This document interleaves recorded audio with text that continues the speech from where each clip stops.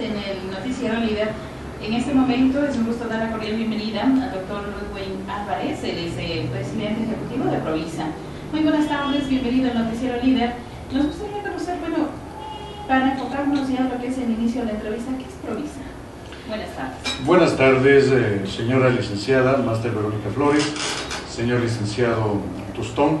Un verdadero honor y placer para mí estar presente en esta tarde con dos personas de gran connotación y significación del periodismo provincial y nacional. Le comento, Provisa es una empresa promotora en vivienda de interés social. Originalmente nació con su génesis así. Posteriormente fue evolucionando hasta ser una promotora wellness integral y servicios de asesoría internacionales en general. Y hemos desarrollado lo que es el concepto de asesoría wellness como pioneros en Latinoamérica, y esta ocasión, usted, señora directora, y el señor licenciado Tustón, tienen la premisa, y la premisa a nivel nacional y latinoamericano, de lo que es el desarrollo de la asesoría wellness, que se conceptúa como un factor jurídico económico, es decir, es un blindaje con dos aristas y un eje transversal de orden social, de tal suerte que los empresarios, todas aquellas personas que generan trabajo y aquellas personas también que somos trabajadores, podemos hacer uso de esta herramienta importantísima.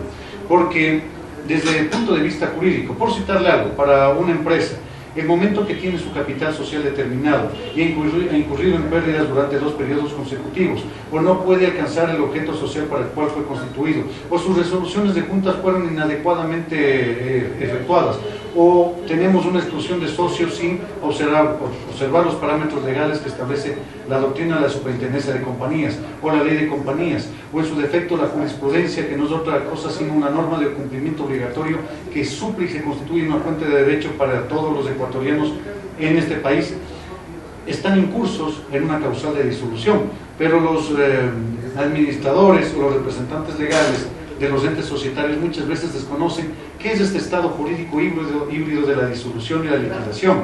Es decir, que no se puede generar o seguir continuando con las actividades para las cuales fue creada la sociedad mercantil, y que por otra parte tienen que realizarse todos los activos y tienen que extinguirse todos los pasivos, y su remanente tiene que ir necesariamente a ser distribuido en su proporción social, por decirle algo. Entonces nosotros brindamos ese tipo de asesorías.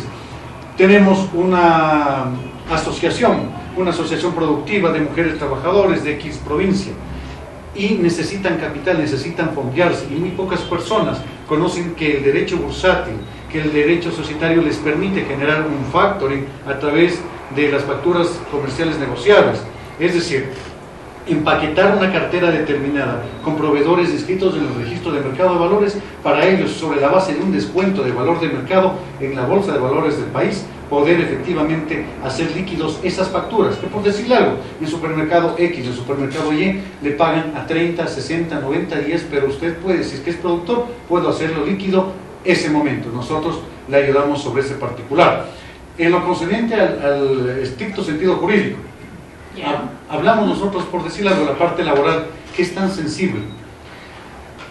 Tenemos que los derechos de los trabajadores son inalienables, irreductibles, imprescriptibles, pero hay algo que la gente quiere desconocer o que no se da cuenta, pero existe una verdad cierta: los derechos de los trabajadores, sí, son irrenunciables, están presentes, pero los empleadores también tienen derechos, y así como opera el despido intempestivo, también opera el abandono intempestivo. Entonces, así como le condenan cuando opera el desahucio en la parte laboral a un trabajador para que cancele determinados emolumentos del 25% de la última remuneración mensual que recibió, afectada por el número de años, también existe una penalidad que es de medio sueldo cuando el trabajador se nos va injustificadamente. ¿Medio sueldo al mes estamos hablando? No, medio sueldo, claro. Imagínense, si es que una persona recibe $340, no por efecto de haber abandonado su trabajo, se ha producido el abandono intempestivo, y debe pagar como penalidad al empleador medio sueldo. Y también existen otras alternativas que inclusive llegan hasta las 20 remuneraciones mensuales unificadas como pena al trabajador cuando éste realiza acciones que son ilegítimas, cuando propone denuncias en el Ministerio de Relaciones Laborales, o cuando ejecuta demandas en los juzgados con la unidad de judicial de lo laboral que hoy lo tenemos y que son falsas de falsedad absoluta. Entonces todos tenemos derechos y los empleadores también tienen los suyos. Derechos y obligaciones estamos hablando. Todos tenemos derechos y obligaciones.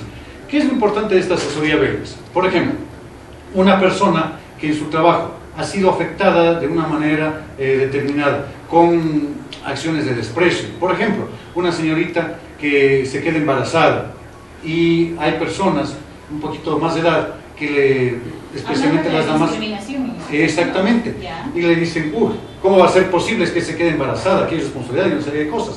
Eso se llama moving laboral. Y el moving laboral o pressing laboral, ¿a qué le está induciendo a la persona? A esta señorita que se ha quedado embarazada, a renunciar.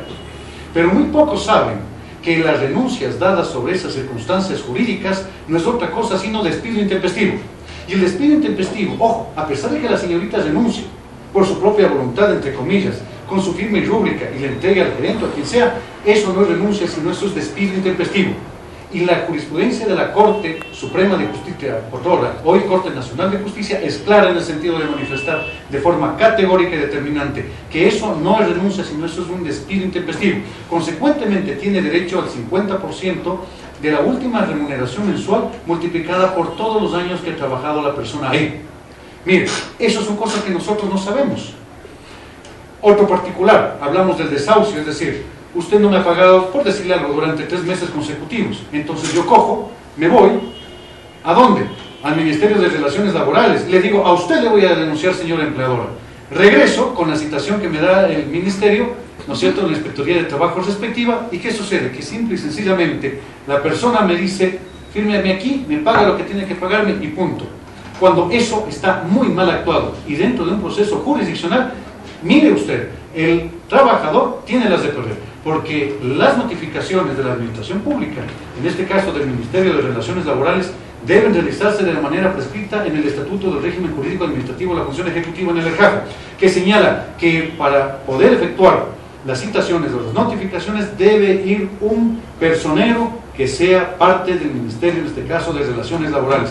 Caso contrario, ese informe adolece de validez alguna, es decir, es como que el desahucio o el despido intempestivo, el visto bueno, jamás de los jamás se ha dado.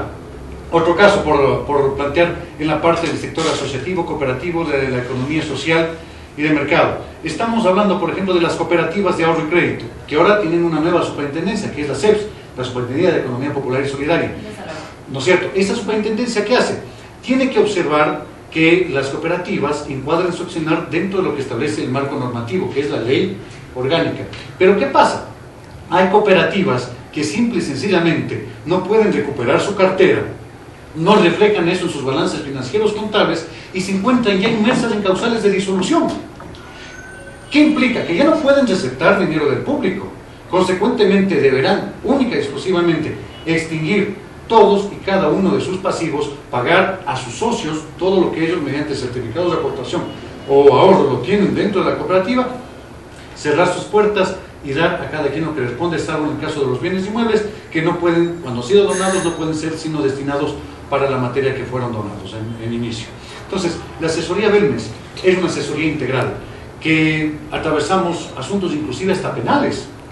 Mire usted, ¿qué pasa con el nuevo COI? El Código Orgánico Integral Penal, ¿no es cierto? Antes nosotros hablábamos solamente que en el Código Penal teníamos el homicidio, que no es sino privar la vida por parte de una persona a otra. Teníamos el asesinato, que se concebía como un homicidio, pero con determinadas circunstancias agravatorias, por decirle algo, el empleo de la noche, de pandillas, una serie de cosas, algo sí de ventaja. Y ahora, en el COVID nuevo, que entrará en vigencia a partir del 10 de agosto del presente año, hablamos también del femicidio, es decir, cuando una persona priva de la vida a una mujer, con determinadas circunstancias particulares. Entonces, cuando sucede este tipo de cosas, también involucran al empresariado,